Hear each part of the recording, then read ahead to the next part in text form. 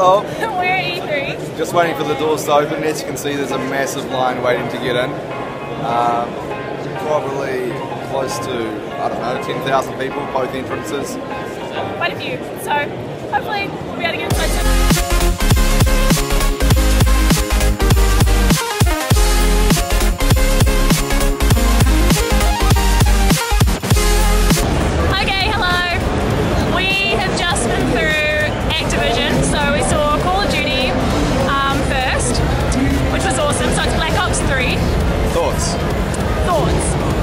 Immediately were, I don't know that much about Call of Duty because I haven't played a lot of Call of Duty, but in saying that, that did look really cool. There was a lot of like robot stuff going on, there was a lot of yeah, so basically I haven't played a Call of Duty since Black Ops, the first Black Ops, and then I kind of got a bit of sick of the way it was going.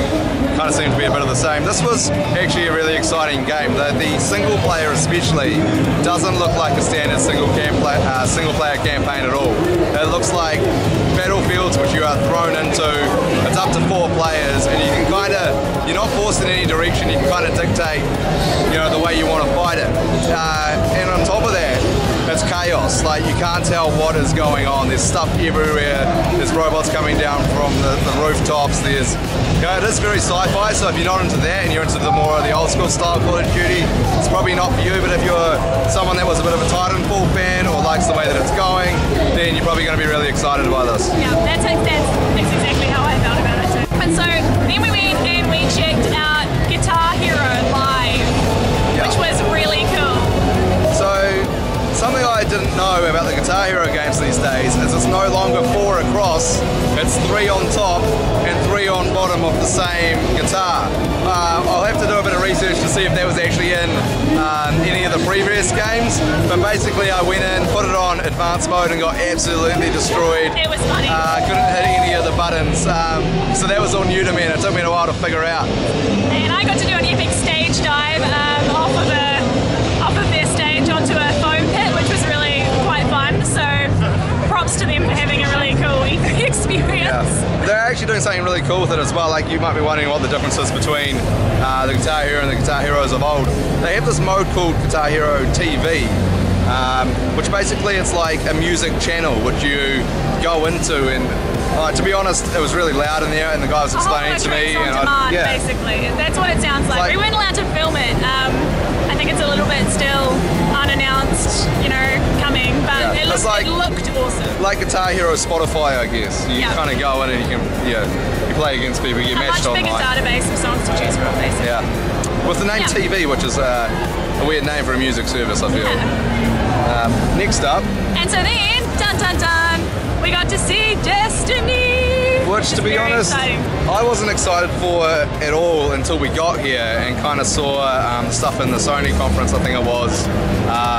It's a whole new campaign from the look of it. Correct. A whole new area which you can fight through from about, well, I'm guessing level 30, because that's what all the characters in the demo was, and then obviously the vaults, yes. Right? The vaults? Well, yes, vaults. The vaults on top of that, all fighting some pretty badass enemies. There's no different enemy types, which is a bit of a disappointment. I think it does look like, they're not new types, but they've I don't know if they've just reskinned them. They are. They're the old enemy types with a new move set, so there's no new character models as such. The developers' quotes were they tried to make them look a little bit more alien-like.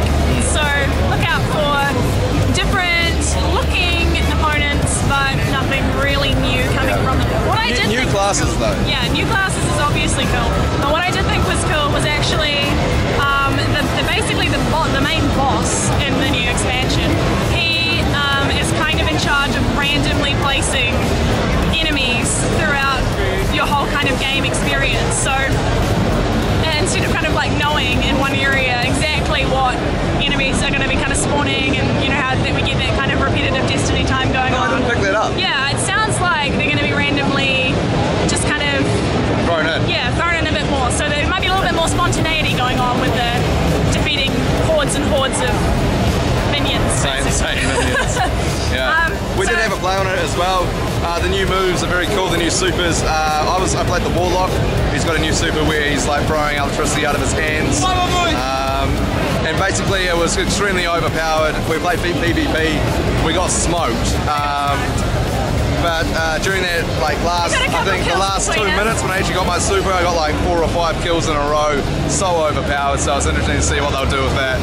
I had to go with the hunter because I was really excited about the bow and arrow weapon that's being added, has been added, unsure, but it didn't seem like I got having to go with that. I'm trying to decide now in my head if the super that I had was the bow and arrow. I was a little bit unclear. I don't know if it was or it wasn't, but either way, the hunter moved awesomely and the new weapons are pretty exciting. Yeah. I liked it, it was cool. So the expansion's called the Taken King, by the way. And I assume that's out really soon, but we'll chuck a date here. Yeah, well, they said it's the start of their Destiny Year 2. So expect more to come out as well, I'm guessing. Cool.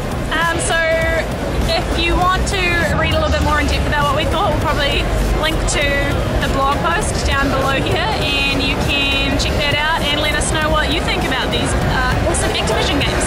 Cool, we'll be in touch.